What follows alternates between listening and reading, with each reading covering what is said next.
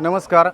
रहमतपूर नगर परिषद आणि या नगर परिषदेची सार्वत्रिक निवडणूक सध्या सुरू आहे. या निमित्तानं 8 व 9 नंबरमध्ये या प्रचार रॅलीचं आज आयोजन करण्यात आलेलं आहे.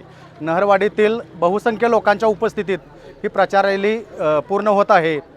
खरं सांगायला गेलं तर सुनील माने भैया यांच्या नेतृत्वात या नहरवाडीमध्ये अतिशय मोठ्या प्रमाणात विकास कामे झालेली आहेत.